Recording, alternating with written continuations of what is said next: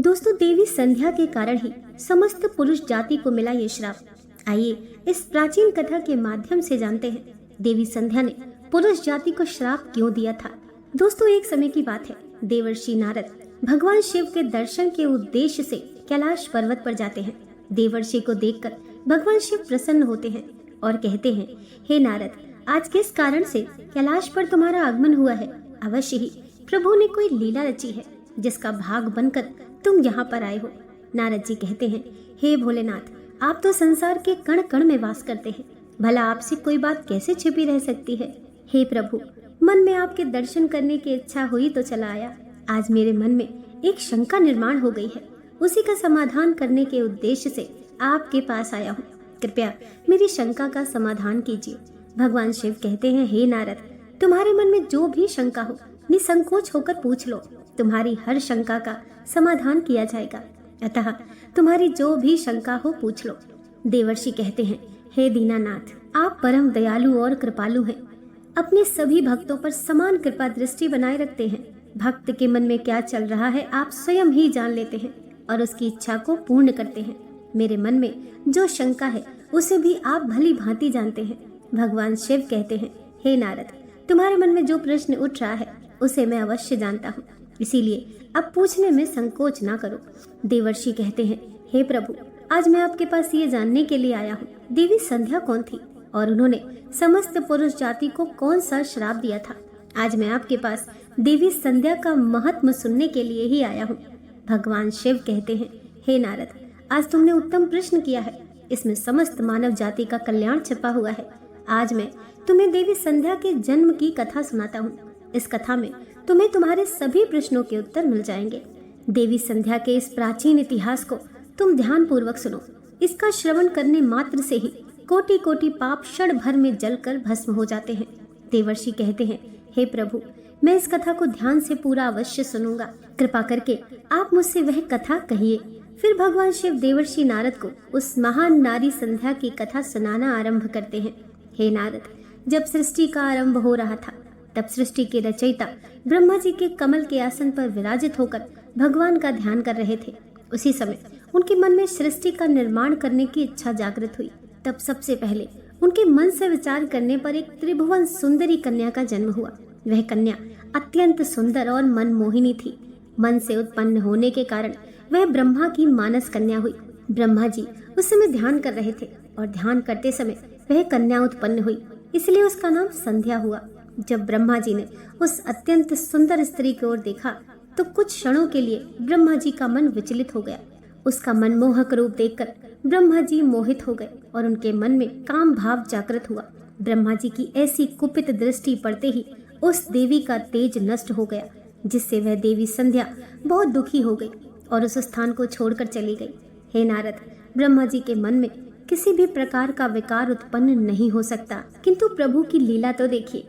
उन्होंने अपनी लीला दिखाने के लिए ब्रह्मा जी के मन में विकार डाल दिया। उसी विकार के कारण ब्रह्मा जी के मन में कुछ क्षणों के लिए काम का भाव उत्पन्न हो गया। प्रभु की ऐसी लीला रचने के पीछे समस्त मानव जाति का कल्याण छिपा हुआ था। इसीलिए अब तुम प्रभु की इस विचित्र लीला को ध्यान से सुनो। ब्रह्मा जी के ऐसे व्यवहार से देवी संध्या अत्यंत दुखी होकर चंद्रभाग पर्वत पर ध्यान करने के लिए चली गई।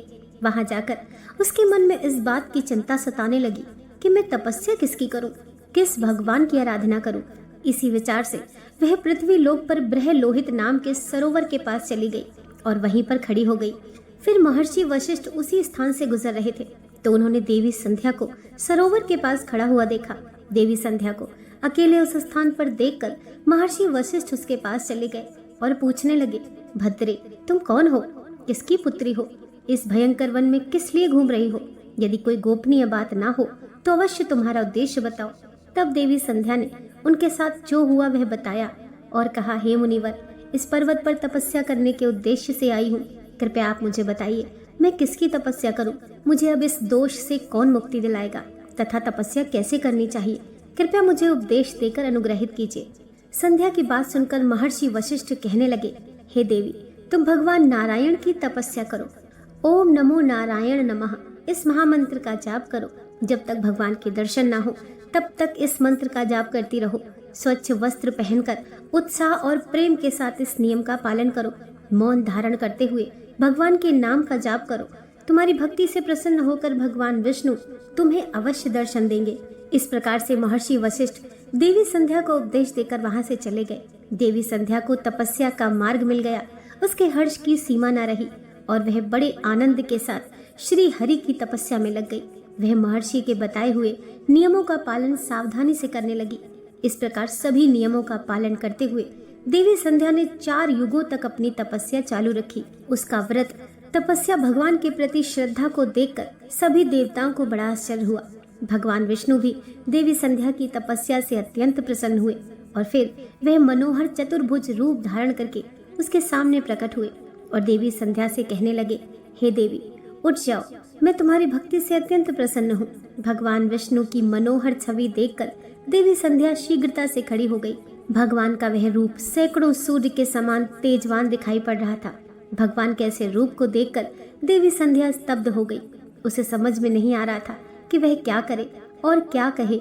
उसके मन में भगवान की स्तुति करने की अभिलाषा हुई, किंतु वह भगवान के उस रूप को देखकर कुछ भी बोल नहीं पा रही थी। फिर भगवान विष्णु ने देवी संध्या की मनोदशा को जान लिया और उसे दिव्य ज्ञान, दिव्य दृष्टि तथा दिव्य वाणी प्रदान की। फिर देवी संध्या बड़े उत्साह से भगवान विष्णु की स्तुति करने लगी। उसके एक एक वाक्य में उसकी भक्ति और समर्पण दिखाई पड़ रहा था। तपस्या के कारण संध्या का शरीर अत्यंत कमजोर हो गया था। तब भगवान ने अपनी अमृतम दृष्टि डालकर उसके शरीर को हष्ट पुष्ट बना दिया और मधुर वचन में उससे कहने लगे, भद्रे, तुम्हारी तपस्या से मैं अत्यंत प्रसन्न हूँ। तुम अपनी इच्छा के अनुसार वर मांग लो। फिर देवी संध्या ने कहा, हे प्रभु, यदि आप मुझ पर प्रसन्न हैं, मुझे वरदान देकर अनुग्रहित करना चाहते हैं, मैं पहला वर यह मांगती हूँ कि संसार में जितने भी प्राणी हैं, पैदा होते ही उनके मन में काम का विकार उत्पन्न ना हो। दूसरा वर मैं ये मांगती हूँ कि मेरा पतिव्रत धर्म कभी खंडित ना हो। और तीसरा वरदान मुझे ये दीजिए कि अपने पति के अलावा किसी अन्य पुरुष के प्रति मेरे मन में आसक्ति ना हो। जो भी पुरुष मेरी ओर काम भाव से देखे, वह पुरुष नपुंसक हो जाए। फिर भगवान विष्णु ने वरदान देते हुए कहा, हे कल्याणी, आज तुमने संसार के कल्याण के लिए उत्तम वर मांगा है। इसीलिए आज से ही पैदा होने के बाद किसी भी प्राणी में काम वासना का भाव नहीं होगा। मनुष्य के शरीर की 4 अवस्थाएं होंगी, बाल्य, कौमार्य, यौवन और जरा। मनुष्य को कौमार्य अवस्था के अंत में ही काम भाव का उदय होगा। तुम्हारी तपस्या से आज मैंने यह मर्यादा स्थित कर दी है। संसार में कोई भी प्राणी पैदा होते ही काम भावना से युक्त नहीं होगा। तुम्हारे सतीत्व की प्रशंसा तीनों लोकों में होगी और तुम्हारे पति के अलावा जो भी पुरुष तुम्हें काम की दृष्टि से देखेगा, वह तुरंत ही नपुंसक हो जाएगा। तुम्हारे पति बड़े भाग्यवान, तपस्वी, सुंदर तथा तुम्हारे साथ 7 कल्पों तक जीवित रहने वाले होंगे। हे देवी, तुमने जो जो वर मांगे हैं मैंने वह प्रदान किए हैं। अब मैं तुम्हारे मन की बात कहता हूँ। पहले तुमने अग्नि में अपने शरीर को त्याग देने की प्रतिज्ञा की थी। यह प्रतिज्ञा तुम्हें इसलिए करनी पड़ी क्योंकि ब्रह्मा की दृष्टि तुम पर पड़ चुकी थी। निर्दोष होने पर भी तुम अपने इस शरीर को त्यागना चाहती हो। यहाँ से पास ही चंद्रभागा नदी है। उस नदी के तट पर महर्षि मेधातिथि एक ऐसा यज्ञ कर रहे हैं जो 12 वर्षों में पूर्ण होगा। इस यज्ञ में तुम अपने शरीर का त्याग करके अपनी प्रतिज्ञा पूरी करो, किंतु तुम वहां पर ऐसे वेश में जाओ कि मुनियों की दृष्टि तुम्हारे ऊपर न पड़ सके। मेरी कृपा से तुम अग्नि की पुत्री हो जाओगी। जिसे तुम अपना पति बनाना चाहती हो, उसका चिंतन करते हुए तुम उस अग्नि में अपना शरीर त्याग दो। इतना कहकर भगवान विष्णु ने अपने हाथ से देवी संध्या के मस्तक को स्पर्श किया। भगवान का स्पर्श होते ही देवी संध्या का शरीर आटे का बन गया। भगवान ने ऐसा इसलिए किया क्योंकि मुनियों का वह यज्ञ संसार के कल्याण के लिए हो रहा था और उस अग्नि में मांस न गिरे और अग्नि देव मांस भोगी न बन जाए। तदनंतर देवी अदृश्य होकर उस यज्ञ के स्थान पर आ गई। उस समय उसके मन में एक ही भावना थी। उसने पृथ्वी पर आते ही सबसे पहले महर्षि वशिष्ठ जी के दर्शन किए थे। इसीलिए उसने अपने मन में महर्षि वशिष्ठ जी को ही अपना पति मान लिया और उन्हीं का चिंतन करते हुए यज्ञ की अग्नि में शरीर को त्याग दिया। फिर भगवान की आज्ञा से अग्निदेव संध्या के शरीर को सूर्य मंडल पर लेकर आए। फिर सूर्य देव ने संध्या के शरीर के 2 भाग करके देवताओं और पितरों को प्रसन्न करने के लिए अपने रथ पर स्थापित कर दिया। उसके शरीर का ऊपरी भाग प्रातः काल हुआ और शेष भाग संध्या काल हुआ। देवी संध्या के कारण ही सुबह सूर्योदय के समय को प्रातः संध्या कहा जाता है और सूर्यास्त के समय को संध्या काल कहा जाता है। इस प्रकार से देवी संध्या जो त्याग की मूर्ति थी, उन्होंने अग्नि में प्रवेश करके अपने जीवन को समाप्त कर दिया। भगवान विष्णु के वरदान से देवी संध्या दूसरे जन्म में अरुंधति के रूप में प्रकट हुई और ब्राह्मण श्री वशिष्ठ जी की पत्नी हुई। भगवान शिव कहते हैं कि नारद, इस प्रकार से देवी संध्या के कारण ही संसार में जन्म लेने वाला प्रत्येक प्राणी काम के भाव से रहित होता है।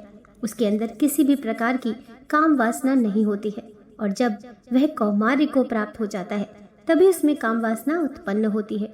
इस प्रकार से मैंने आपको देवी संध्या के जीवन का चरित्र सुना दिया है। देवर्षि कहने लगे, हे प्रभु, आपने देवी संध्या के चरित्र को सुनाकर मुझ पर बड़ा उपकार किया है। देवी संध्या की कथा सुनकर मैं धन्य हुआ। आपका कोटि कोटि धन्यवाद। हे प्रभु, अब मैं इस कथा का तीनों लोकों में प्रचार करूंगा। इस प्रकार से भगवान शिव ने देवर्षि को देवी संध्या की कथा सुनाई। दोस्तों, आशा करती हूँ आज की कथा आपको जरूर पसंद आई होगी। वीडियो पसंद आई हो तो लाइक कीजिए, चैनल को सब्सक्राइब कीजिए। मिलते हैं नेक्स्ट वीडियो के साथ।